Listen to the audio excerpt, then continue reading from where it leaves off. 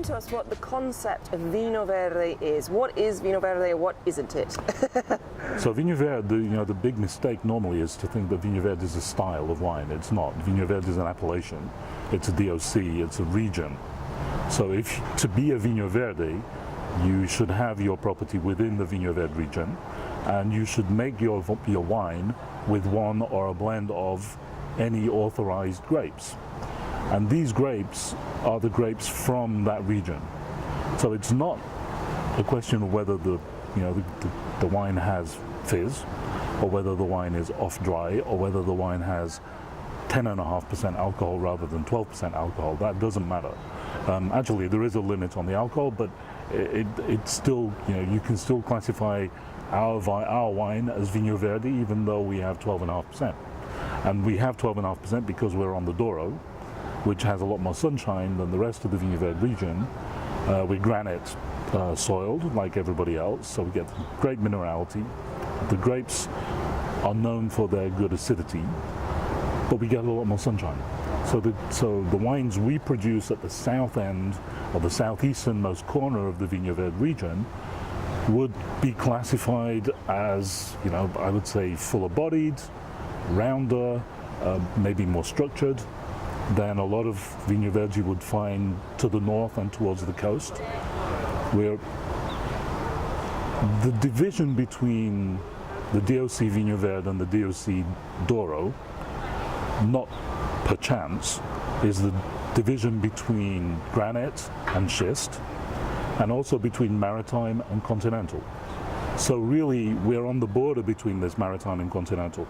If you can see here today in Porto, it's a little hazy this morning. This morning was misty, and actually even at Covella today was misty, but normally by 10:30 the mist has burned off. If you're on the coast, or closer to the coast, you can have an effect sort of like San Francisco. The mist comes in and it sort of hangs there. And maybe only at midday or maybe at 1 o'clock, the mist burns off. Mm-hmm. So the further upriver you are, the more continental the climate, the less mist time you get. So you get, the mist burns off more quickly. And so we get more hours of sunshine. We also have less rain than the rest of the region. So there is, it makes a distinction between the type of wines.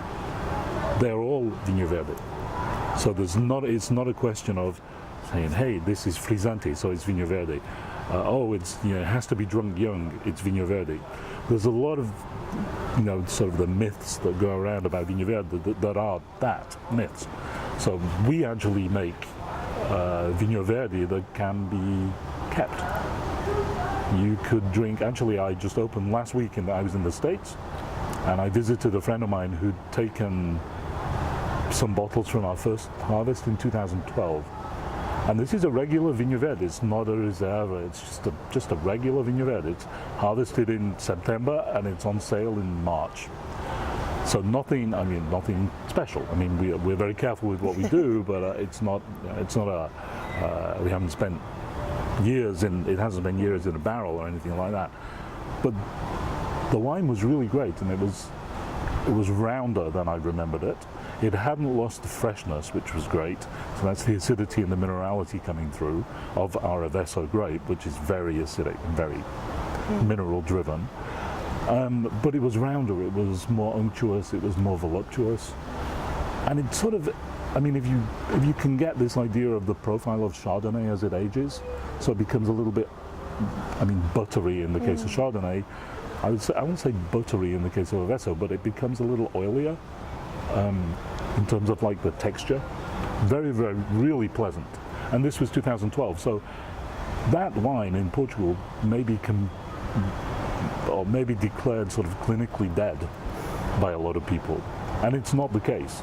And so I really think it's very interesting to reflect on Vinho Verde and say, Vinho Verde doesn't have to be drunk from the year before. It can be aged if it's made properly and if it's from the right grape. Excellent. In terms of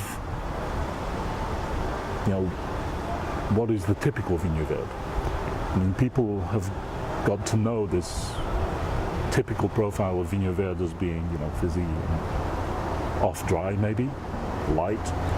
I mean, that was a result originally of the second fermentation in bottle, and it was a result of what I was talking about earlier: mist, less sunshine, so a lot of alcohol, more sugar stays in the wine, and that is a very valid style of Vinho Verde, but it's not the only style of Vinho Verde. Right?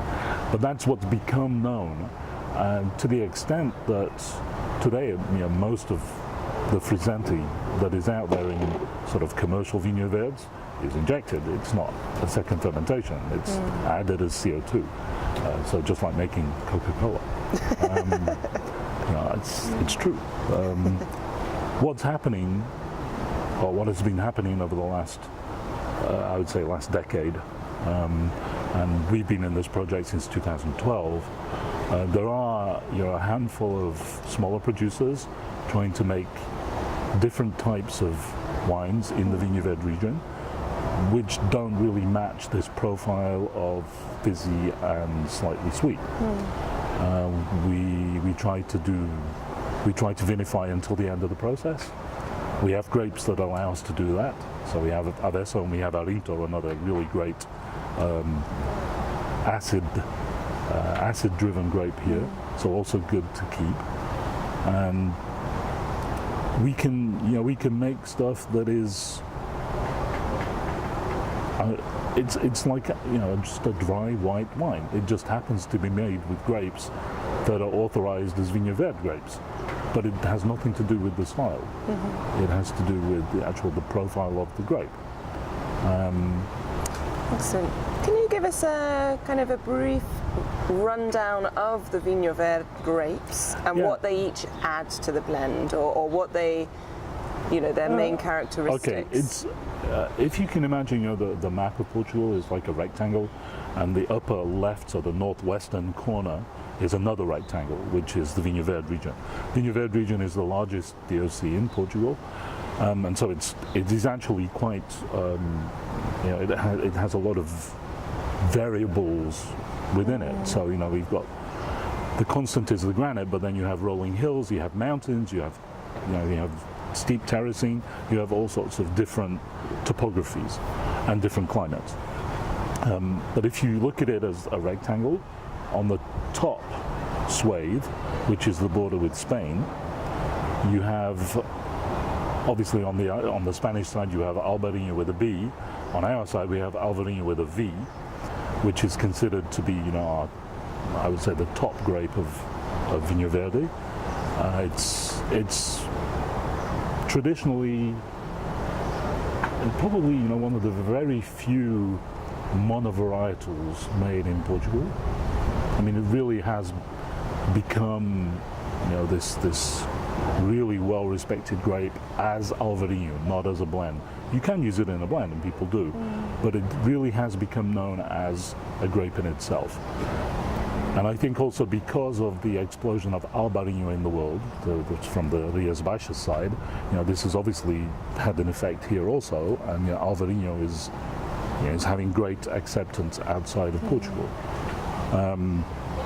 Noted as a very fine wine, very aromatic, very beautiful.